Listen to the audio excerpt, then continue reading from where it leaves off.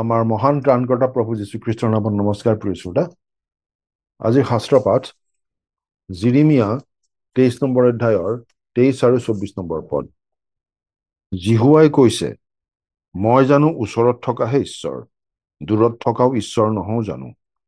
জিহুৱাই কৈছে, মই দেখা নোপোৱাকৈ কোনো মানুহ জানো গুপুতে লুকাই থাকিব পাৰে। জিহুৱাই কৈছে, মই জানো স্বৰ্গ আৰু পৃথিৱী ব্যাপী নাথাকো। সেয়া আছিল জিৰিমিয়া 23 নম্বৰ অধ্যায়ৰ 23 আৰু 24 নম্বৰ পদ। আজিকালি প্ৰায়বোৰ বস্তুৱে অনলাইন কিনিবলৈ পোৱা যায়। ইয়াৰ ঘাইকৈ দুটা সুবিধা আছে। প্ৰথমটো হ'ল ঘৰতে বহি বস্তুটো পাব পাৰি, আৰু দ্বিতীয়তে কিবা এটা বস্তু আছে নে নাই বুলি দোকানে দোকানে ঘূৰি ফুৰিব নালাগে। অৰ্থাৎ কোনো এটা বস্তু ক'ত পায় তাকে লৈ মূৰ ঘমাব নালাগে, অনলাইনত বিচাৰি চালেই হ'ল। কিন্তু কেতিয়াবা ঘৰলৈ ডেলিভাৰী দিবলৈ অহা এজেঞ্চিবোৰে অলপ অসুবিধাত নেপেলোৱাও নহয়। এদিন কিবা এটা বস্তু আহিবলগীয়া আছিল।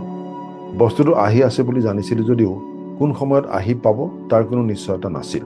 ঘৰত মোৰ বাহিৰে আন কোনো নাছিল। মই ঘৰত তলা মাৰি ওলাই যোৱা সময়তে বস্তুটো আহি পায় ডেলিভাৰী দিব পৰা নগ'ল বুলি আকৌ পিছদিনা আহিম বুলি কৈ দিলে আকৌ এদিন বাট চাব লাগিব। কিন্তু জৰুৰী মেডিচিন এটা কিনিবৰ বাবে ওলাই নগ'লেই নহয়। মাত্ৰ আধা ঘণ্টামানৰ ভিতৰতে আহি পাম বুলি ওলাই গ'লোঁ। মেডিচিনটো কিনি ঘৰমুখে খোজ লৈছোঁহে মাত্ৰ। ফোন আহিলেই ডেলিভাৰী দিবলৈ অহা মানুহজনৰ পৰা। মোৰ ঘৰৰ দুৱাৰমুখ পালেই 1 মিনিটমানৰ ভিতৰতে আহি আছোঁ বুলি মানুহজনক অপেক্ষা কৰিবলৈ কৈ বেগা বেগিকৈ ঘৰ পালোহি আৰু বস্তুটোৰ ডেলিভাৰী ল'লোঁ। এনেকুৱা অভিজ্ঞতা আজিকালি বহুতৰে হয় নিশ্চয়।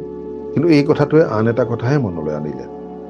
আমি যদি একে সময়তে দুঠাইত বা তাতোধিক ঠাইত উপস্থিত থাকিব পাৰিলোহেঁতেন, তেনেহ'লে আমাৰ কামবিলাক কৰাত কিজানি বহুত সুবিধা হ'লহেঁতেন। বিশেষকৈ অকলশৰীয়া মানুহৰ বাবে, হাতত কম সময় থকা মানুহৰ বাবে নিশ্চয় সুবিধা হ'লহেঁতেন। কিন্তু সেই সুবিধা ঈশ্বৰে কোনো মানুহকে দিয়া নাই।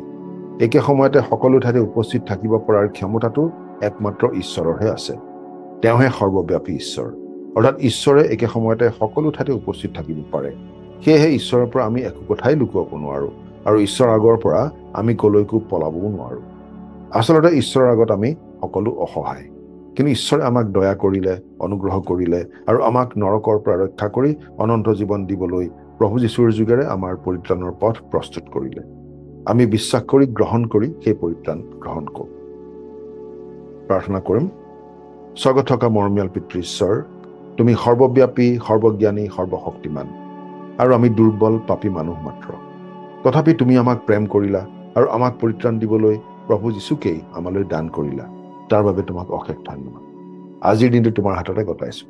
ত্ৰাণকৰ্তা প্ৰভু যীশুৰ নামত, আমেন।